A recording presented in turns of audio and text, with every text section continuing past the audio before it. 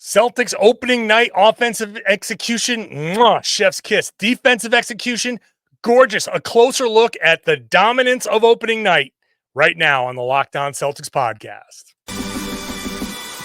Thanks to Blockbuster Brand, it's holiday season. Drop Drew in the mix. And 3 from KP, no, we not on the Knicks. Flushing competition like Al on Giannis. Juice and Big Juice, still Beantown's finest. Banner 18 going up in the rafters. Watch the C's game in Locked On after. Karalis on the breakdown. Clutch like a tip from D. White on the breakdown. John on the mic, documenting domination. Matter pen a back bay, it's all C's nation. Rain and J's, how we started, raising banners, how we finish. Locked On Celtics pod, home of the winners. Peace. Hey there. Welcome back to the Locked On Celtics podcast, right here in the Locked On Podcast Network. It's your team every day. Your team is the Boston Celtics, and they are awesome. So you want as much Boston Celtics as you can. So stick with the Locked On Podcast Network. We've got a newsletter. You can sign up for the newsletter. You just go to lockedondaily.com, get it to your inbox. Celtics, Locked On Celtics newsletter. Locked On Celtics postcast, separate from the podcast, on Locked On Sports Boston YouTube. It's on this audio feed. It's happening right after the game with Steve Lennox, so check that out. And make sure you're subscribed to this podcast if you're new, because this podcast drops 5 days a week, plus bonus podcasts when they play. I'll be podcasting after every game. So it's on YouTube. It's on the Locked On Celtics YouTube page. I, the person who am talking like crazy, am John Karalis. I've been covering the team for about 20 years now. I'm doing it as a beat writer for Boston Sports Journal. I'm also doing it as an author of Built Different, the book that celebrates Banner 18. We're celebrating Banner 18. We're also sponsored by FanDuel.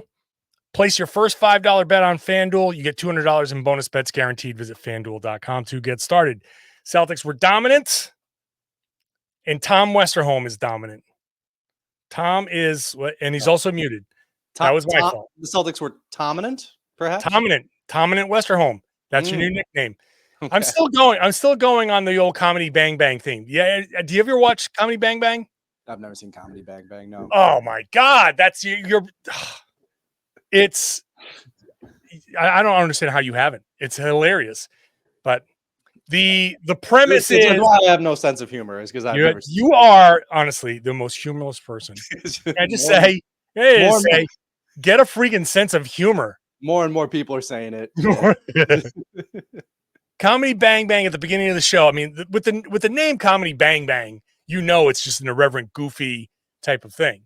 For sure. Scott Aukerman was the host. And each time he introduced himself as Scott Aukerman, the lower third would be a different name. So I like that. Like real inspiration for Max from NBC Sports Boston. Yeah. Same idea. Same idea. Good. So we'll go with dominant Westerholm today in honor of the Celtics' dominant performance. And taking a closer look at it, Tom, I mean, we'll get your thoughts here. Let's just focus on the offense for the first segment, because you see the complaints. They put up 61 3-pointers. Yeah. And, 61 3-pointers and 34 2-pointers. And you see the people who are like, why do I want to watch them just jacking 3-pointers? Like, okay, I get it. But the execution, specifically against a New York Knicks defense that is primed to protect the paint at all costs. That is the Tom Thibodeau strategy. And as they are learning each other, they just know it's been beaten into their head. Protect the paint, protect the paint, protect the paint. So what do the Celtics do? Like, okay, no problem. We're just going to lean into that. We're going to draw you into the paint, and we're just going to kick out to wide open guys. The reason why the Celtics took 61 shots, 3-pointers, because they're good at it. Yep. But also that's what the Knicks allow. Yes. And to me, that is top-notch, A+ offensive execution. Yeah, I am sorry to the Twitter user if they're listening that I can't credit you for this. But one of the people who was complaining about the Celtics offense, somebody quote tweeted with the old drill tweet that's like, You know this. You see this job I have? I got it from crying. My beautiful wife, crying. My beautiful car, crying. Now get the F out of my office, which I thought was really perfect. It's like if you're complaining about that offensive performance, like you're just 132 points on crying. 50% shooting and 47.5% from three. Yeah. And No. people are like, they took too many 3-pointers. But like, not if you're making that many of them. Like this is the same group of people, if they were missing, would say, hey, you're missing, stop taking them. But then wouldn't the inverse be true? Well, if you're making them, just keep taking them. If they're going in, just keep doing it. Why not? Yeah, I mean it's a very simple argument to just disprove or to counter, right? Like, but I mean, and also not for nothing. Like I know this is we don't need to dive too deep into the Knicks on the day after the Celtics.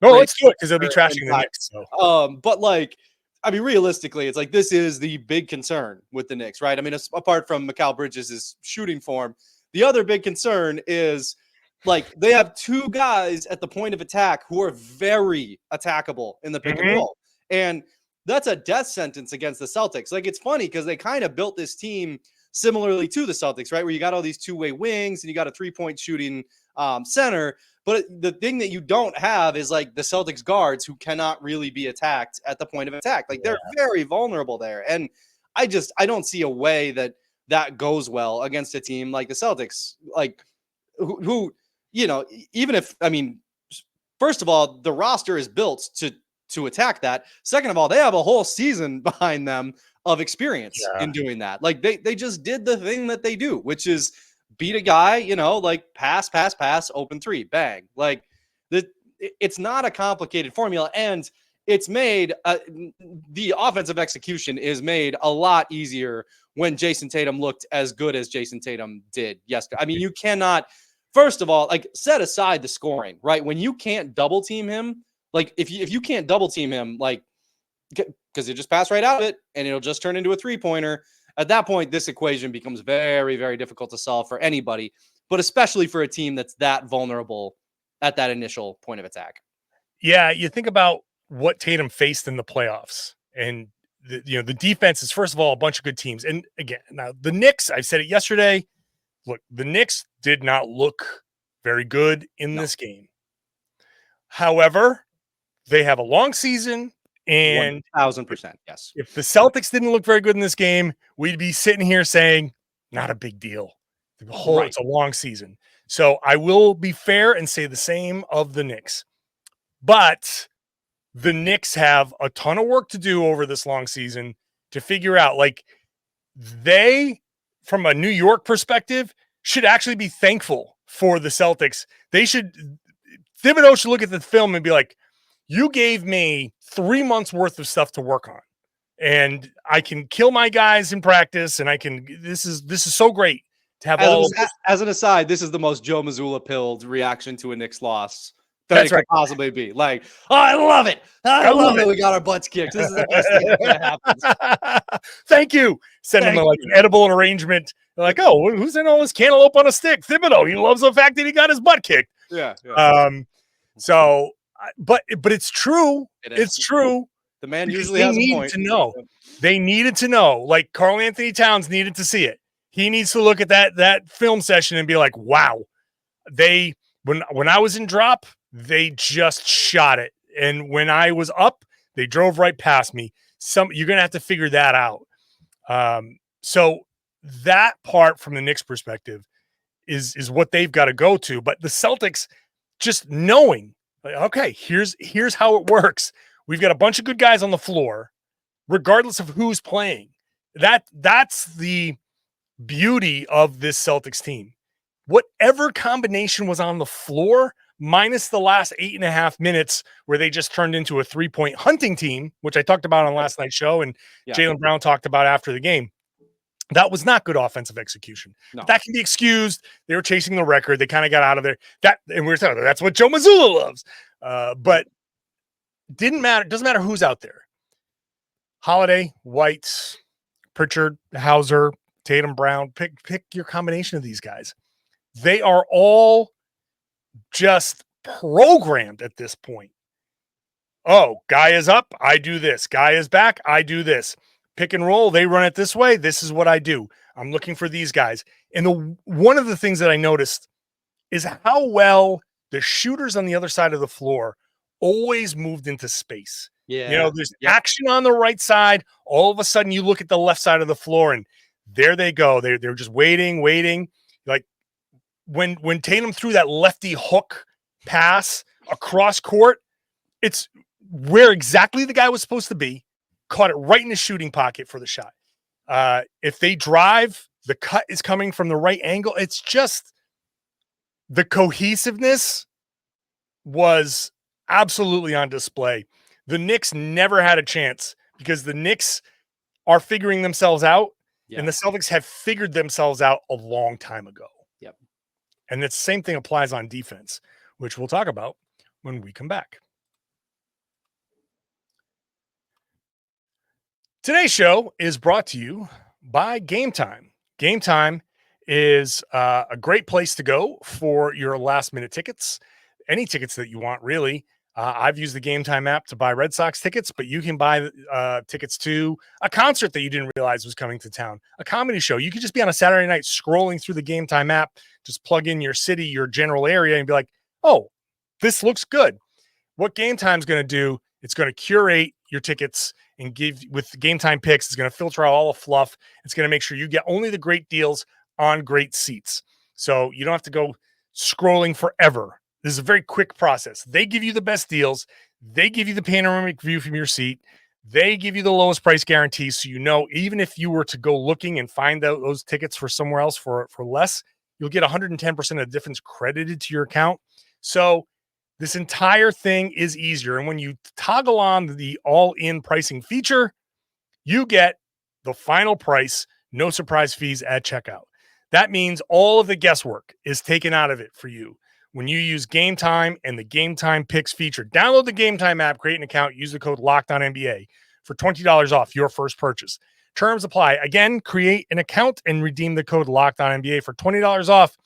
Download Game Time today. What time is it? Game Time. Thank you for making Locked On Celtics your first listen every day. Locked On NBA should be your second listen every day. We're going 7 days a week there on Locked On NBA. I'm going to be there on Fridays, so make sure you're checking that out. We're looking at the games, all the games from that night, making sure that you get all the big stories, the reaction, and all of that. So check out Locked On NBA. Make that your second listen.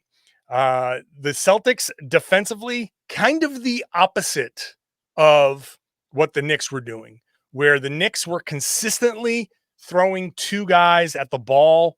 The Celtics very rarely threw two at the ball. We've seen that for a long time. And to me, what stood out was how much easier rebounding was for the Celtics. They always just seemed to have a guy free to swoop in and get the rebound. And for a while, it was Sam Hauser. But look at the rebounding numbers down the line. Jayson, I'm just going to go in order here in the box score. 7 for Jaylen, 4 for Jayson, 3 for Horford, 3 for White, 4 for Holiday, 3 for Cornette, 4 for Pritchard, 5 for Hauser, 7 for Tillman. 40 rebounds overall, 11 offensive. So basically evenly distributed. Everybody goes in, everybody crashes. When the bigs are out on the perimeter, the guards, the wings know to crash, and vice versa. Their ability to guard, you mentioned it earlier, the Celtics' ability to guard at the point of attack, and more importantly, not to overreact when somebody gets beat. Yeah. They just gave one up this time. Not a big deal. Everyone else is kind of like doing their thing. It allows the Celtics to get the stops, limit the shots, and get those rebounds, and play at a faster pace, which we didn't talk about in the offensive execution. The defense, all of the stuff we're talking about now, allowed them to push the pace and get those 95 shots up. It's funny too, because it's like every once in a while the Celtics will give up like a couple of layups, and it's like man, like to your point, right? It's like wow, like I kind of feel like they're giving up layups a little too easy. But I think you're right, where some of that is them just kind of like not overreacting to to something breaking down. It's like, okay, whoops, All right. Yep. Well, like, Oopsie. yeah, like, Sorry. yeah, our bad. Yeah, but then, you come back down and it's like, okay, can you do that again? I bet not. I bet not. I mean, I think the offensive rebounding was, there were, a couple possessions there where it's like, like you get an offensive rebound, kick it out, 3-pointer. Two offensive rebounds in a row in that fourth quarter when they were 3-point hunting, where they missed 3-pointers. But that's the other thing about this team, right? Is like, because you know where everybody is, when you get an offensive rebound, chances are you really know where somebody is or where somebody should be. So that creates more open looks. That's, the rebounding was impressive. But I think defensively, the other thing that stood out to me was when I don't know. I don't think the Celtics meant to be disrespectful. I think they were just kind of doing something that worked for them in the past. But when you start off with Drew Holiday on Karl Anthony Towns, and you're just like, Love it. oh, your big acquisition? Here's our guard. Like, you can have 6'3". We'll use 6'3" to guard, like, or, whatever. Like, it's I don't know. It works very well. It puts the Knicks in a very tough position, because then the Celtics can start, especially the other thing offensively is, like, having Josh Hart out there is, I'm just going to say that. tough. Yeah. Like, tough.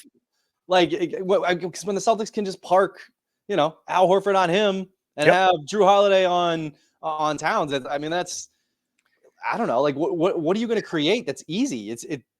Brunson made some tough shots in the early going, and it's like, is that gonna carry through for an entire game? Probably not.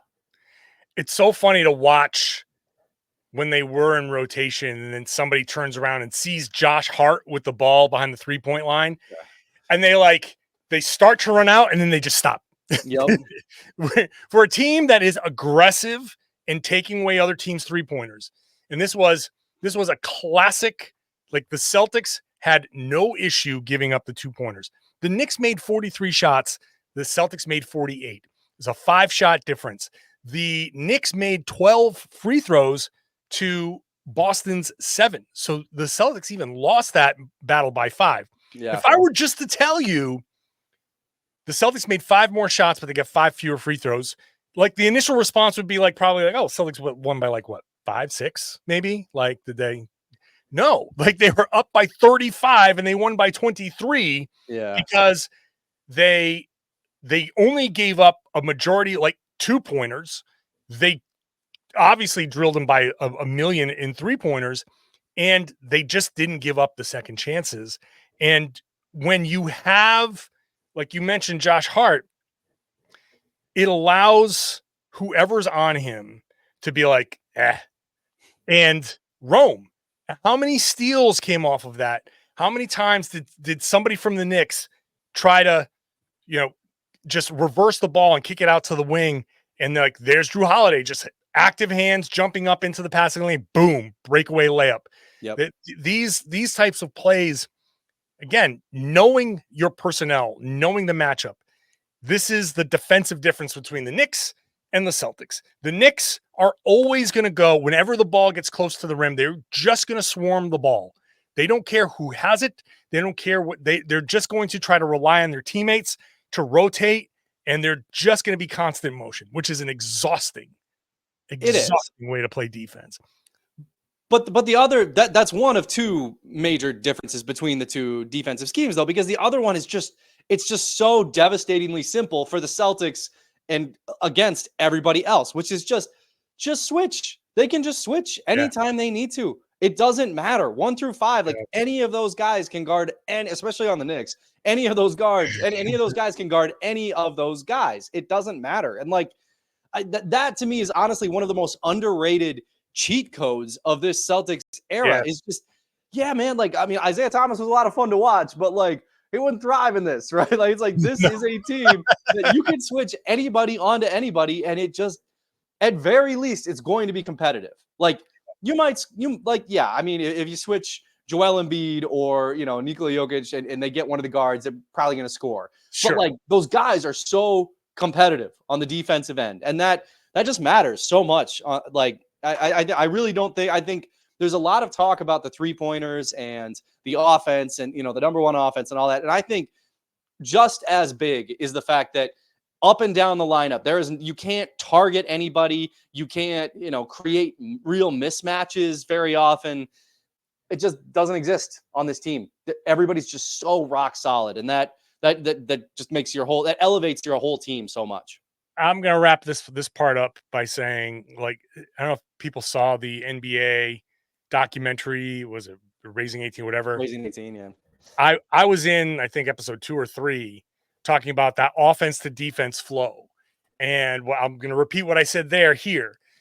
Offense leads to defense. Defense leads to offense. Is one big Mobius strip. It's one big just infinity loop of everything being connected. It's a big point of emphasis for Joe Mazzulla, who says you cannot really break it down into offense to defense, because you play good defense, then what happens? You get a turnover or you get the rebound and you push the pace. Now your offense benefits because they are cross-matched. They are confused. You have the ability to now dictate that matchup, and then you go ahead and you score. And when you score, you come back, you set your defense. You are not confused. You have called out blah, blah, blah, and we're ready. And you do it again and again. And if you can keep doing that for an extended period of time, you get what happened at the end of the first quarter, where it went from a 1-point game to a 20-point game in like a blink. Yeah. It was so fast that it went from back and forth game to, damn, this is like kind of over. They have no chance. They've got nothing for Boston. You just got to hope they miss, and they just never stopped missing until the end of the game. So the fact real quick, my 7-year-old was watching the game with me, and the Celtics were up by 7, and he's like, "Oh, they're kicking their butts." And I was like, "No, I mean 7 points isn't much, buddy. A 3 and a 2, and it's a 2-point game." Yeah. And like 2 minutes later, it's a 20-point game, and I'm like, "Okay, now they are. Now we're." Yeah. It's just their ability to stick to the plan on both sides. That's what this game was all about. They just stick to the plan. They never get sped up in this game. I feel like that's going to be just a regular season thing. Some teams will. It's not always going to go perfect, but they just stick to the game plan. They don't care. A couple of baskets here or there. They understand that it's a long night. Get beat a couple of times, not a big deal. And they just come back and they just do it. And if you do it right more often than the other team, you're going to end up winning. And they won by a lot. All right, let's get our thoughts. I shared some on the ring night. I want to get yours on ring night and the banner raising and all of that going up. We'll do that next. Today's show is brought to you by Prize Picks. You can get some real money over at Prize Picks, where over 10 million people are playing and billions of dollars is awarded. So go check out Prize Picks. You can now win up to 100 times your money on Prize Picks with as few as 4 correct picks. It's very simple. They set more or less, so whatever it is. Jayson Tatum points. I didn't see what it was yesterday, but pretty sure it wasn't the 34, 37 that he scored. So if you picked more on the Jayson Tatum points, you would have won. That would have been one of your 4 correct picks. It's the best place to get real money sports action. And they've also invented flex play, which means you can still cash out if your lineup isn't perfect. You can double your money even if one of your picks doesn't hit. So sign up today, get $50 instantly when you play $5. So it's an immediate benefit to signing up. $50 when you play $5. You don't even need to win. You just get the $50 when you sign up. That's guaranteed. It also offers weekly promotions that can lead to big payouts like Taco Tuesday. Each Tuesday, Prize Picks discounts player projections up to 25% to provide you even more value for your lineups. Download the app today. Use the code LOCKEDONNBA. You'll get $50 instantly after you play your first $5 lineup. That's Locked On NBA when you download the Prize Picks app. Prize Picks, run your game. Thanks for making Locked On Celtics your first listen every day. Remember 2 things. We've got a newsletter that goes directly to your inbox. If you ever miss a show, you can just kind of catch up on it through the newsletter. Go to LockedOnDaily.com, LockedOnDaily.com. Start your day with the all-new free Locked On Celtics newsletter. And remember, Locked On Celtics postcast after games immediately, 5 to 10 minutes after the game, live on YouTube at Locked On Sports Boston. And the audio feed goes on the regular Locked On Celtics feed. So you'll see it clearly marked postcast. That's Steve's post-game reaction. Nothing changes on my end. My show publishes as usual, as normal. So you don't have to do anything to get my podcasts. We're just adding something extra for you so you can just have a lot. Like Locked On Celtics has you covered across the board. Post-game, more nuanced reaction, the newsletter. There's a ton here. All right. Let's get to Tom. Banner went up. Celtics got their rings.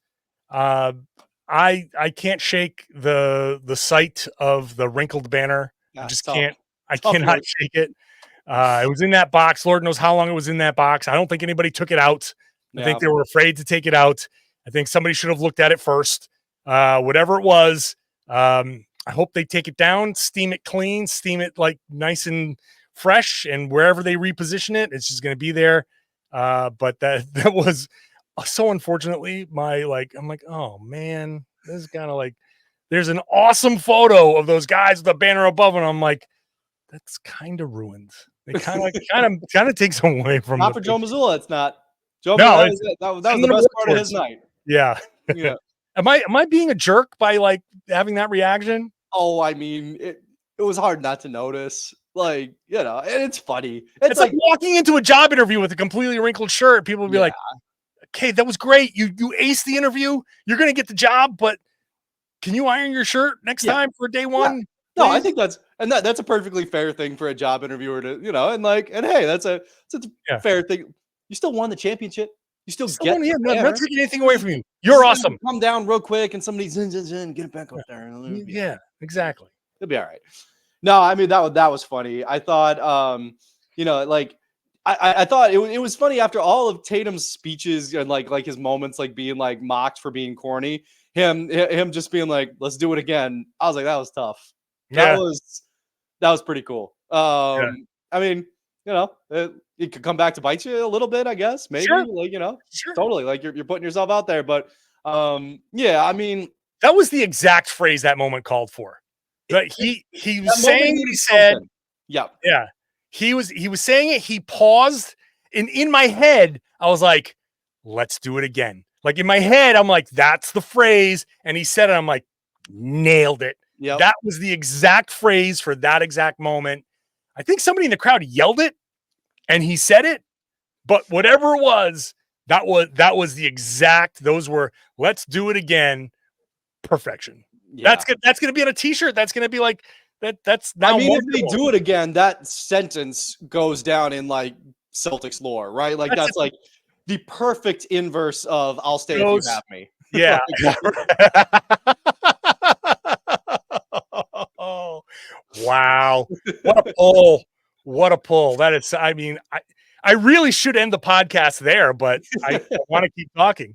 Wow. Yeah. That goes like right up with the Pat Riley. Yeah. About repeating at the parade. Yep. Like that goes right up there with the iconic when, if they do it again and like the next video starts with him saying that, like that goes into, forever history. Yeah, they start to mix up the timelines a little bit because they're like, let's do it again, and then they show some like training camp of them like that's right running that's hard, right. And then that's right. They show they'll probably like they'll show the rings, they'll show the speech, they'll cut to the parade, they'll cut to like the championship, and he'll say, "Let's do it again," and that's right. 808 drop. And it's then the Rocky training montage. Hire us. Yeah, we got absolutely. We got the whole thing down, man. Damn. Yeah. No, I also thought the rings were really cool looking. I know everybody kept talking about how like, oh, they're too big. No, they're monstrous. They're monstrous. They're big. They're large. They look cool though. They do look cool. It's funny to kind of walk past. So I was saying last night in the show, like I was walking out to the arena and I saw like the 3 trays of rings, and I walked by. I was like, "Ooh!" And then Jared Weiss of the Athletic, I would be like, "Oh, let me just." I'm like, "Oh, is that an hors d'oeuvre?" Yes, I will have a pig in the blanket and Jayson Tatum's championship ring. Thank you. Jared Weiss was like, he sat down. He's like, "I saw the rings. I went to pull up my phone to take a picture, and the cop like stopped me. He's like, 'No, You will not be doing that. And he's like, okay. And Yep. so Touche. I had to try it. Yeah. yay. So, but yeah, it's funny, like coming out of the locker room after the game, see Al kind of showing the ring to people and, go out and like Derek White's like got the ring on. He's like, yeah, this, and the other day he's like showing his friends and like everybody's kind of like marveling. It's such a great moment. And especially after a win like this, you get to go out and be like, hey, look at this. Oh my God, this thing. How many of these guys, for all of their riches and all of their glory, go home and like put that ring on and like curl up in bed and just become like the 10-year-old? And they're like, Derek White for 3.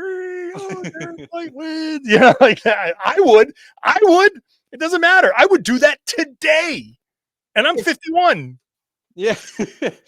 Well, and it's funny with Tatum, and this is one of the things that struck me last night. It was like, it's funny when you see Tatum with it, because for a lot of these guys, I mean, I think everybody grows up. They don't, Derek White probably, when he's imagining himself in the driveway, probably doesn't think of himself as like, oh, Derek White, the 3rd or 4th best player on the world champion Boston. So, but like, probably 4th, but maybe 3rd. Yeah. right. Like, it's like, probably not. But like Tatum, he comes out and it's like, this is this exact moment when he gets to come out. He's the last one announced. He's the one who comes out and like everybody goes crazy, and he's the one who gives the speech, and he's the one who gets the ring. He gets his ring. He gets his moment. He's a champion. Like that's like, yeah, like to your point, right? Like what a moment. Like you got to go home and, by your bed, whatever. So you wake up and it's like the first thing you see. Like, oh my God. Yeah. Right by my phone. Ring, phone. That's it. So I reach over and like, he think about it. He talked about, he's like, I was like 10 years old when Kevin Garnett and Paul Pierce and Ray Allen beat, and he's a Lakers fan. He's watching beating the his team. He's like watching that, and doesn't matter. I can tell you, it does not matter how old or how good you get. That 10-year-old you is always living inside you somewhere. If Kevin McHale walked into the Garden, I'd be like, and it's he at this point, he's just a dude. Yeah. He's did tall great things. I'm a tall dude. I am a grown man. I've done many things in my life, and I feel like I deserve to be like confident in meeting people. If Kevin McHale walked in and I like had an opportunity to meet him, I could not compose myself, because 10-year-old me, 15-year-old me is still like, oh my God. The guy where my coach said, here's this videotape, watch this and do those things. Like that's always there. So these guys can be $300 million, change the world, Jaylen Brown, create this, all this empire, all that stuff. KG walks over and wants to give you a ring and dap you up. You're like, this is so cool. Like that's the moment. Like that's the moment they all live for. To me, that's what I love about it. When you can strip all this extraneous stuff, the facade that they put on when they come talk to us at the podium, you strip all of that away and you see giddy little Jayson Tatum putting his hand over his mouth and laughing with his little friends at center court. That's just 4 kids playing ball on milk crates nailed to a telephone pole. Well, but then also, like the other thing that's cool about it is that even when they do talk to the media, there is in that moment of like culmination, we did it, yada yada. Like they can finally kind of let that come down a little bit. Like, sure, yeah, but like Jaylen actually kind of admitted, like, yeah, man, that ring means something, like that means all this stuff that we've put into this, like the blood, sweat, and tears that we've put into this. Like the ring kind of represents that. And that's pretty cool. It's like, yeah, good. Like, I'm glad you feel like you can say that here, because that is kind of the space for it. That is, it is. Look, they're all putting on a show on the court, off the court. It's interesting to like get to the heart of people every once in a while. Well, all right. Celtics got to move on now. We all got to move on. The Wizards. What a way to keep going. I got to tell you, I always keep forgetting to do this. This NBA belt, it's my idea. Yeah. It's my freaking idea. I have it. It's staring me in the face. I keep forgetting to put it on the damn YouTube page. Yeah. I cannot. It's my one thing. It's the I don't know. My driving left. I don't know. Can't go left. Can't remember this thing. Tom Westerholm, thank you for hopping on, my man. Appreciate you, man. Appreciate you. Always appreciate you. I'm going to leave this belt thing up there as I wrap it up. Thank you so much. Remember, subscribe to the newsletter, lockedondaily.com. Remember to go to Locked On Sports Boston, subscribe to that YouTube page because that's where you're going to get the postcast right after games. And obviously, if you're not subscribed to this YouTube page, this audio feed, subscribe to Locked On Celtics. It's available everywhere. It's always free. You never have to pay a cent to listen to this show, to watch this show. So subscribe wherever you get your podcast. Get into that comment section on YouTube. Have some fun. Live your life. Enjoy the Locked On Celtics family there. It's a lot of fun in the comment section. And share the podcast. Tell everybody they should be listening to and watching the Locked On Celtics podcast here on the Locked On Podcast Network. It's your team every day.